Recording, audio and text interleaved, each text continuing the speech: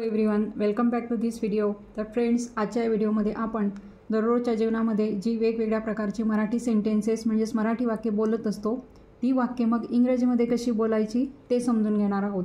तेव्हा तुम्ही संपूर्ण व्हिडिओ स्किप न करता नक्की बघा. आणि जर तुम्ही या चॅनलवर नवीन असाल तर चॅनलला सबस्क्राईब देखील करा आणि बेल आयकॉनचे बटन देखील क्लिक करा, म्हणजे माझ्या सर्व नवीन येणाऱ्या व्हिडिओचे नोटिफिकेशन तुम्हाला लगेचच मिळेल. तर आता इथे बघा, मी इथे फर्स्ट सेंटेन्स लिहिलेला आहे, मी आज माझी छत्री आणलेली नाही.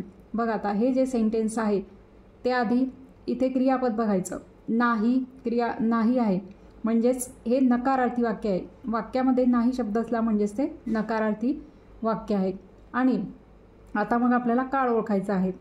आणलेली नाही, आणलेली नाही म्हणजेच ही क्रिया इथे पूर्ण झालेली आहे. आणलेली नाही आहे म्हणजेच, आणि नाही आहे म्हणजेच हा वर्तमान काळ आहे आणि क्रिया पूर्ण देखील झालेली आहे. म्हणजेच हा काळ कोणता आहे तर पूर्ण वर्तमान काळ, त्यालाच आपण इंग्रजीमध्ये प्रेझेंट परफेक्ट टेन्स असे म्हणतो. आणि इथे नाही असल्यामुळे हे वाक्य नकारार्थी वाक्य आहे. तेव्हा आता या वाक्याचे आपण इंग्रजीमध्ये त्याच्या रचनेनुसार ट्रान्सलेशन करणार आहोत. तर याचं स्ट्रक्चर कसं असणार आहे तर सर्वात आधी कोणतेही वाक्य आपण जेव्हा इंग्रजीत ट्रान्सलेट करत असतो तेव्हा सर्वात आधी आपण सब्जेक्ट घेत असतो. आता सब्जेक्ट म्हणजेच काय तुम्हाला आतापर्यंत माहीत झालेले असेल. सब्जेक्ट म्हणजेच कर्ता, त्या वाक्यातील कर्ता हा सर्वात आधी इंग्रजीतून लिहायचा असतो. त्यानंतर हॅव किंवा हॅज वापरायचे असते. हॅव किंवा हॅज. आता हॅव किंवा हॅज हे सब्जेक्टनुसार म्हणजेच कर्त्यानुसार वापरायचे असते. जे वेगवेगळे कर्ते आहेत, I, we, you, they, he, she, it, जो कर्ता असेल त्या कर्त्यानुसार आपल्याला हॅव किंवा हॅज हे वापरायचे असते. त्यानंतर आता इथे हे नकारार्थी वाक्य आहे, त्यामुळे आपल्याला इथे नॉट हा शब्द वापरावा लागणार आहे. नकारार्थी वाक्य असलं म्हणजे सहाय्यकारी क्रियापदानंतर नॉट हे वापरले जाते. त्यानंतर घेतला ते क्रियापदाचे तिसरे रूप. कोणताही काळ हा पूर्ण काळ असला म्हणजे त्या वाक्यामध्ये क्रियापदाचे तिसरे रूप हे वापरले जाते. आणि त्यानंतर घ्यायचा असतो ऑब्जेक्ट, ज्यालाच आपण काय म्हणतो मराठीमध्ये कर्म म्हणतो. आणि ऑब्जेक्ट नंतर वाक्यामध्ये जर काही भाग राहिलेला असेल किंवा एखादा शब्द राहिलेला असेल तर तो ऑब्जेक्ट नंतर मग घ्यायचा असतो. तर आता इथे बघा, ह्या रचनेनुसार आपण याचे आता इंग्रजी ट्रान्सलेशन करू. आता सब्जेक्ट म्हणजेच कर्ता कोणता आहे, जो पहिला शब्द असतो मराठीतला तोच असतो कर्ता. कर्ता आहे मी, त्यासाठी आपण इंग्रजीमध्ये आय हा शब्द वापरतो. आय. आता आय नंतर आपण काय वापरत असतो, हॅव वापरत असतो. आय हॅव म्हणजे इथे घ्यायचं आहे आय हॅव. त्यानंतर घ्यायचं आहे नॉट. तुम्ही हॅव नॉटचं संक्षिप्त रूप हॅवंटसुद्धा वापरू शकता. आय हॅव नॉट किंवा आय हॅवंट. नंतर आपल्याला घ्यायचं आहे क्रियापदाचे तिसरे रूप. आता क्रियापद कोणतं आहे, आणलेली म्हणजेच मूळ क्रियापद आणणे हे आहे. मग आणणे यासाठी आपण ब्रिंग हा शब्द इंग्रजीत वापरत असतो. आता त्याचं तिसरं रूप आपल्याला घ्यायचं आहे, ते आहे brought, BROUGHT. I have not brought. त्यानंतर आपल्याला घ्यायचं आहे ऑब्जेक्ट म्हणजेच कर्म. मग कर्म कोणतं आहे, माझी छत्री. काय आणलेलं नाही आहे तर माझी छत्री म्हणजेच हे काय आहे ऑब्जेक्ट, त्यालाच आपण कर्म असं म्हणतो मराठीमध्ये. मग माझी छत्री म्हणजेच माय अम्ब्रेला.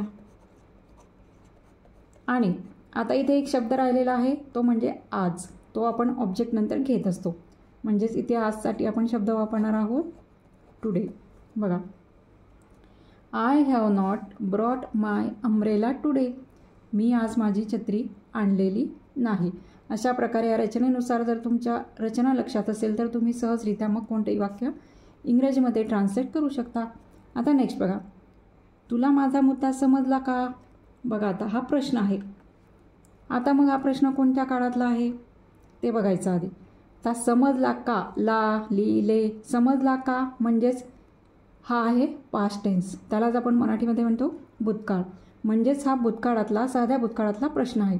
आणि कोणत्या प्रकारचा आहे मग, तुला माझा मुद्दा समजला का, हो समजला किंवा नाही असं आपण याचं उत्तर देणार. म्हणजेच हा जो प्रश्न आहे तो हो किंवा नाही स्वरूपाचा, त्यालाच इंग्रजीत येस नो टाईप क्वेश्चन असं म्हणतात. मग आता याचं स्ट्रक्चर कसं असणार आहे ते आधी आपण लिहू.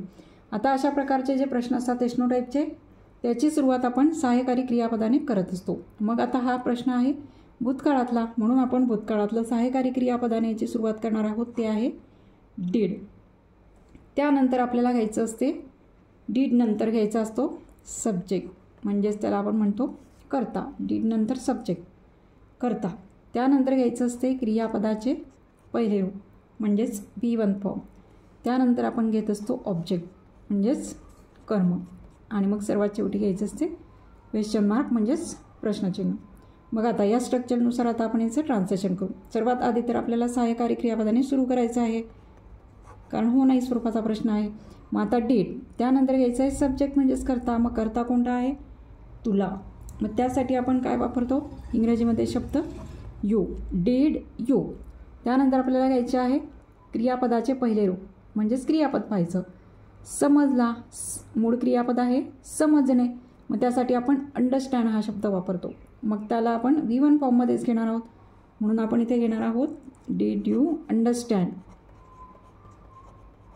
आणि ऑब्जेक्ट काय मग कर्म काय आहे? माझा मुद्दा म्हणजेच माझासाठी आपण वापरतो माय, मुद्दासाठी पॉईंट बघा. आणि शेवटी द्यायचं आहे question mark. Did you understand my point? तुला माझा मुद्दा समजला का? किंवा तुम्ही असं सुद्धा म्हणू शकता did you get my point. असं सुद्धा अंडरस्टँडऐवजी गेट हा शब्दसुद्धा तुम्ही वापरू शकता. Did you get my point अशा प्रकारे. आता नेक्स्ट सेंटेन्स बघा.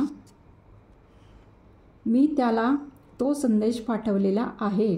बघा आता संदेश म्हणजेच काय? मेसेज आपण असं वापरत असतो. संदेश क्वचितच वापरला जात असेल आपण संदेशसाठी मेसेज हाच शब्द मराठीत वापरत असतो. मी त्याला तो मेसेज पाठवलेला आहे. आता बघा हे सेंटेन्स मग कोणत्या काळातलं आहे ते बघायचं आधी. इथे आहे हा शब्द आहे म्हणजेच हा वर्तमान काळ आहे आणि पाठवलेला आहे म्हणजे पाठवण्याची क्रिया ही पूर्ण झालेली आहे. या मराठी 2 शब्दांवरून आपल्याला कळते की ही क्रिया पूर्ण झालेली आहे. संदेश पाठवून झालेला आहे म्हणजेच हे कोणत्या काळातलं वाक्य आहे? वर्तमान काळ आणि पूर्ण झालेले आहे म्हणजेच पूर्ण वर्तमान काळ. त्यालाच आपण इंग्रजीमध्ये प्रेझेंट परफेक्ट टेन्स असे म्हणतो. मग आता याचं स्ट्रक्चर कसं असणार आहे ते आधी आपण लिहून घेऊ. सर्वात आधी तर असतो सब्जेक्ट म्हणजेच त्याला आपण काय म्हणतो? कर्ता. त्यानंतर पूर्ण काळ आहे म्हणून सहाय्यकारी क्रियापद आपण वापरणार आहोत हॅव किंवा हॅज. आता हे कर्त्यानुसार आपल्याला हॅव किंवा हॅज वापरायचं आहे. त्यानंतर घ्यायचं असते क्रियापदाचे तिसरे रूप. पूर्ण काळामध्ये काळ कोणताही असो मग वर्तमान काळ भूतकाळ किंवा भविष्यकाळ. तिथे पूर्ण काळ आहे तेव्हा V3 फॉर्मच क्रियापदाचा हा वापरला जातो म्हणजेच क्रियापदाचे तिसरे रूप हेच वापरले जाते. काळ कोणताही असला तिघी काळांपैकी तरी. त्यानंतर आपल्याला घ्यायचं असते ऑब्जेक्ट म्हणजेच त्याला आपण काय म्हणतो? कर्म. मग अशा प्रकारे याचं रचना असणार आहे. आता बघा आता आपण सर्वात आधी सब्जेक्ट घेणार आहोत. सब्जेक्ट कोणता आहे? मी. त्याला आपण इंग्रजीत काय लिहितो? मीसाठी आय. आता आय नंतर आपण काय वापरत असतो? हॅव वापरत असतो. हॅज नाही वापरत. हॅज ही शी इट त्यासाठी आपण हॅज वापरतो. आय नंतर आपण काय वापरतो? हॅव. त्यानंतर आपल्याला घ्यायचं आहे क्रियापदाचे तिसरे रूप. क्रियापद कोणता आहे? पाठवलेला म्हणजेच मूळ क्रियापद काय आहे? पाठवणे. मग पाठवण्यासाठी आपण सेंड SEND सेंड हा शब्द वापरतो. त्याचा तिसरा फॉर्म आपल्याला घ्यायचा आहे तो आहे सेंट म्हणजे पाठवलेला. हॅव सेंट म्हणजेच काय? पाठवलेला. I have sent. नंतर काय आहे? ऑब्जेक्ट घ्यायचा आहे. ऑब्जेक्ट म्हणजेच काय? कर्म म्हणजे तो संदेश. हे काय आहे? सॉरी त्याला. हे काय आहे? ऑब्जेक्ट. कोणाला पाठवलेला आहे? तर त्याला. म्हणून आपण त्यालासाठी काय वापरतो? Him. I have sent him. तो संदेश म्हणजेच काय? दॅट. संदेशसाठी मेसेज द्यायचा आहे नंतर फुल स्टॉप. बघा मी त्याला तो संदेश पाठवलेला आहे. I have sent him that message. स्ट्रक्चरनुसारच मग याचं ट्रान्सलेशन करायचं आहे. आता नेक्स्ट बघा क्वेश्चन आहे नेक्स्ट. ती तिचा गृहपाठ पूर्ण करते का? बघा आता एखाद्या वेळेस आपण विचारतो की हिचा गृहपाठ दररोज पूर्ण करते का? ती तिचा गृहपाठ पूर्ण करते का? मग आता हा प्रश्न जो आहे तो कोणत्या काळातला आहे? करते का म्हणजेच करते का, खाते का, जाते का असं असलं म्हणजे तो वर्तमान काळ असतो. म्हणजेच हा जो प्रश्न आहे तो कोणत्या काळातला आहे? सिंपल प्रेझेंट साधा वर्तमान काळ. आता मग हा प्रश्न कोणत्या स्वरूपाचा आहे? 2 प्रकारचे प्रश्न असतात, एसनो टाईप आणि एक WH टाईप. आता हा एसनो टाईप क्वेश्चन आहे कारण याचा आन्सर कसा येणार आहे? ती तिचा गृहपाठ पूर्ण करते का? हो ती पूर्ण करते म्हणजे हो किंवा नाही असं उत्तर आपण याचं देऊ शकतो. म्हणून हा कोणत्या प्रकारचा प्रश्न आहे? तर एसनो टाईप क्वेश्चन. मग आता जेव्हा असे येस नो टाईप क्वेश्चन तयार करत असतात, मी वरतीच तुम्हाला सांगितलेलं आहे की त्याची सुरुवाती कशाने होत असते, क्रियापदाने होत असते. मग आता हा वर्तमान काळ आहे. मग वर्तमान काळामध्ये सहाय्यकारी क्रियापद आपण कोणतं वापरत असतो, डू किंवा डज. आता डू किंवा डज हे जे क्रियापद आहे ते कर्त्यानुसार वापरायचं आहे. कर्ता कोणता आहे ते बघून आपल्याला इथे वापरावं लागणार आहे. नंतर घ्यायचा असतो सब्जेक्ट. डू डज वापरल्यानंतर सब्जेक्ट म्हणजेच काय, कर्ता घ्यायचा असतो.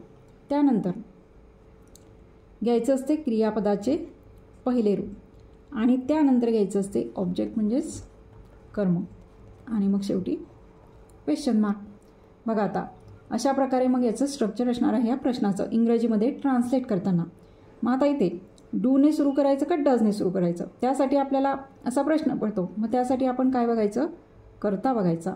कर्ता कोणता आहे, तीसाठी आपण इंग्रजीत शी हा शब्द वापरतो. मग शी नंतर आपण काय वापरत असतो, डज हे सहाय्यकारी क्रियापद वापरतो. म्हणून या प्रश्नाची सुरुवात कशाने होणार आहे, डजने. डज, त्यानंतर सब्जेक्ट आहे, कर्ता आहे ती, मग तीसाठी आपण वापरतो शी, डज शी. नंतर आता घ्यायचं आहे क्रियापद. पाहायचं आधी क्रियापद आहे पूर्ण करते म्हणजेच काय, पूर्ण करणे. मग त्यासाठी आपण इंग्रजीत कंप्लीट हा शब्द वापरतो. त्याचा V1 फॉर्मच आपल्याला इथे घ्यायचा आहे. मग तो काय असणार आहे, complete, COMPLET, did she complete. ती पूर्ण करते का, काय पूर्ण करते का, म्हणजेच कर्म काय, ऑब्जेक्ट काय आहे, तिचा गृहपाठ. मग तिच्यासाठी आपण काय वापरतो, हर, आणि गृहपाठ म्हणजेच आपण त्याला होमवर्क म्हणतो, होमवर्क. बघा आणि शेवटी मग द्यायचा आहे क्वेश्चन मार्क. प्रश्न आहे म्हणजे शेवटी क्वेश्चन मार्क द्यायचा. Does she complete her homework, ती तिचा गृहपाठ पूर्ण करते का, अशा प्रकारे. आता नेक्स्ट बघा, ते 2 वर्षांपासून हा बंगला बांधत आहेत किंवा बांधत आलेले आहेत असं सुद्धा असू शकते वाक्य. मी इथे घेतलेलं आहे बांधत आहे.